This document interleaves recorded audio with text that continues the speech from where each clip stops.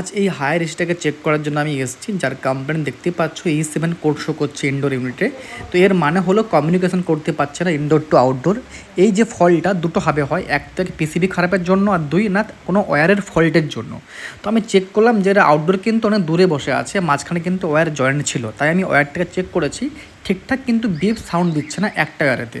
তো তার জন্য দেখতে পাচ্ছ এখানে আমি নতুন একটা হোয়াইট কালারের 4 কোর ওয়্যার লাগিয়েছি, ঠিক আছে, জাস্ট চেক করার জন্য যে সমস্যাটা তারে না পিসি ফল্টে। তো দেখো এখন কিন্তু 5 মিনিট হয়ে গেল, সিস্টেম কিন্তু চলছে, কোনো কিছু সমস্যা করছে না, ওকে, কুলিংও করছে। তো এই জন্য আমি কনফার্ম হয়ে এটাকে আগে প্যাক করে তারপর আমি 1 ঘন্টা ওয়েট করব, তারপর তোমাদেরকে বলবো যে সমস্যা কী ছিল। তো দেখো সব কিছু প্যাক করা হয়ে গেছে, আমি অনেকক্ষণ ওয়েট করেছি, প্রায় 1 ঘন্টা কাছাকাছি। তো সিস্টেম এখন আছে 18তে। ইনডোর থেকে খুব সুন্দর কুলিং দিচ্ছে, একদম কোনো সমস্যা নেই, কোনো কোড নেই। আর দেখতেই পাচ্ছ আমি এভাবে তারটা নিয়ে গেছি হোয়াইট কালারের। আর এই হলো আমাদের আউটডোর ইউনিট, যে সুন্দর কিন্তু এখনও চলছে, কোনো সমস্যাই নেই আউটডোরেতে, ওকে, সুন্দর চলছে। 1 ঘন্টা হয়ে গেছে, সুন্দর চলছে দুটোই। আর এই দেখো আওয়াজ আমি সামনে নিয়ে এলাম দেখানোর জন্য যে আওয়াজটা কেমন হচ্ছে। তো এর সমস্যা ছিল তারেতে, ওয়্যার ফল্ট ছিল, পিসিবি নয়।